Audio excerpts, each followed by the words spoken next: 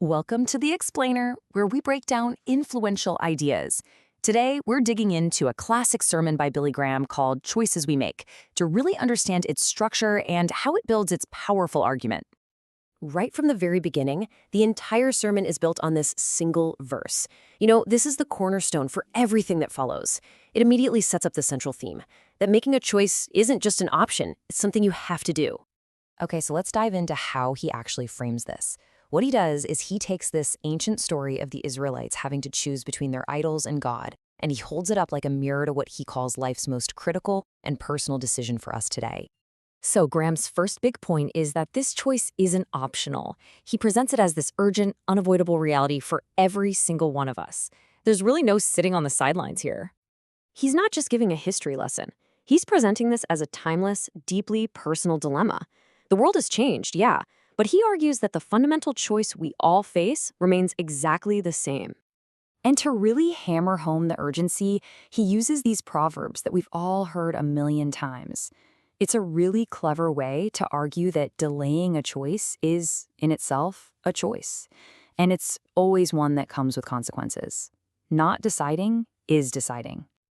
All right, so now that he's established the urgency, let's see how he raises the stakes. He starts presenting life as a series of really clear black and white choices with absolutely no middle ground. And this really summarizes the core theology of the whole thing.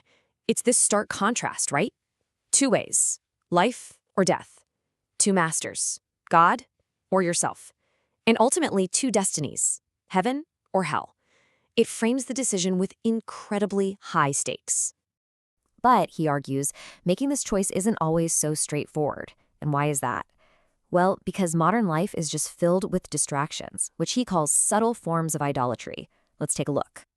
So he points to figures in popular culture, in academia, even in sports.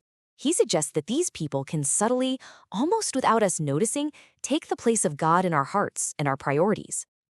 And he uses this quote from Time magazine to illustrate the point. It's used as evidence that our society often elevates human beings to a status that, in his view, should only belong to God. Okay, so the sermon then shifts gears a bit. It starts to directly address and refute several really common beliefs about what it takes to live a good life or be a good person. The first one up is this: is just following my conscience enough? The sermon poses this question directly to the listener, making you really think about how reliable that inner voice of yours actually is. And his answer is a firm no. He argues that our conscience can become seared or dead, basically meaning it gets desensitized to things that are wrong over time. So on its own, it's not a reliable guide. So what about sincerity? The next idea he puts to the test is that as long as you're sincere in what you believe, you're on the right track. But is that true? And to answer this, he uses this incredible personal analogy. He says his own mother was sincerely wrong when she accidentally gave him iodine instead of cough medicine. Wow. The point is that sincerity alone can't make a wrong action right. And finally, the sermon tackles what is maybe the most common idea of all, the belief that you can earn your way to salvation just by doing good works and being a good person. And this is the crucial point.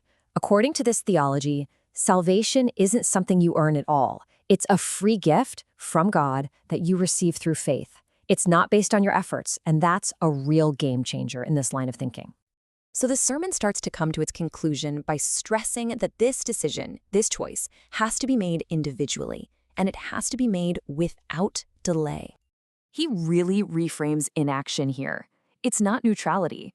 In his view, it's a default decision against God. So not choosing is in fact making a choice. And he uses this really powerful metaphor of a missed flight to create this sense of finality and urgency. If you wait too long, the choice is made for you, and the plane leaves without you. So this distills the final call to action. The decision is personal. No one can make it for you. It's fought alone. It happens inside you. And it is urgent. The time is now. It's a personal, internal, and immediate vote that each person has to cast. He then reinforces this core message by quoting historical figures like Martin Luther. It's a way to underscore that central concept of faith being more important than self-reliance. And ultimately, the entire sermon is designed to lead to this one single provocative question. It leaves the audience right here, in what he calls the valley of decision, to reflect on their own position. How is your vote cast?